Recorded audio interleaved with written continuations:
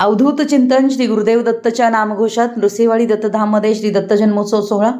श्री क्षेत्र नृसिंहवाडी येथील श्री स्वामी समर्थ गुरुपीठ दत्तधाममध्ये हजारो स्वामी भक्त भाविकांच्या उपस्थितीत श्री गुरुचरित्रातील 4थ्या अध्यायाचं वाचन करीत गुरुवारी दुपारी 12:39 अवधूत चिंतन श्री गुरुदेव दत्तचा नामघोष करीत भक्तिमय वातावरणात श्री दत्त जन्मोत्सव सोहळा झाला.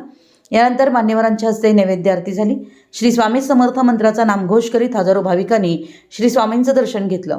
मंदिरात दर्शनासाठी भाविकांची अलोट गर्दी होती. दर्शनानंतर हजारो भाविकांनी महाप्रसादाचा लाभ घेतला. तत्पूर्वी सकाळी 8 वाजता भूपाळी आरती झाली. सप्ताहाच्या 7व्या दिवशी श्री गुरुचरित्रातील 44 ते 53 अध्यायांचं सामूहिक वाचन करण्यात आलं. सप्ताहामधील सर्व यागांची सांगता झाल्यानं यज्ञ विभागामध्ये याज्ञिकी व शास्त्रींनी विविध मंत्रोच्चाराद्वारे बलिपूर्णाहुती दिली.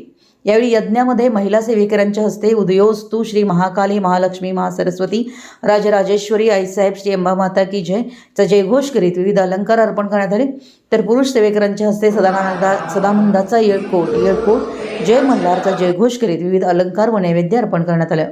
अखिल भारतीय श्री स्वामी समर्थ गुरुपीठ त्र्यंबकेश्वर नाशिक यांच्या मार्गदर्शनाखाली दत्त जयंतीनिमित्त दत्तधाम इथं सुरू असलेल्या सप्ताहामध्ये याज्ञिकी विभागाकडून श्री स्वामी चरणी विविध सेवा रुजू करण्यात आल्या. दुपारच्या सत्रात श्री दुर्गा सप्तशती पाठ व श्री स्वामी चरित्र सारामृत पाठाचं वाचन करण्यात आलं. 6 वाजता औदुंबर प्रदक्षिणा करण्यात आली. 6:30 वाजता नैवेद्य आरती झाली. 7 वाजता विविध विषयांवर मान्यवरांचं मार्गदर्शन झालं. सायंकाळच्या सत्रात सप्ताह काळातील नित्यध्यान, श्री विष्णू सहस्त्रनाम स्तोत्रपठण, गीतेचा 15वा अध्याय, रामरक्षा, काळभैरवाष्टक तसेच सप्ताहाचा अखेरचा दिवस असल्यानं भावपूर्ण वातावरणात करुणाष्टकची सेवा श्री स्वामी चरणी रुजू करण्यात आली. दत्त जयंतीनिमित्त श्री स्वामींचा दरबार व मंदिरात विद्युत रोषणाई, विविध फुलांची आकर्षक सजावट करण्यात आली होती. तसेच रंगबिरंगी रांगोळी काढण्यात आली होती. दर्शन घेण्यासाठी रात्री उशिरापर्यंत भाविकांच्या रांगा लागल्या होत्या. उद्या सत्यदत्त पूजन, देवता विसर्जन, अखंड नामजप यज्ञ सप्ताहाची सांगता होईल.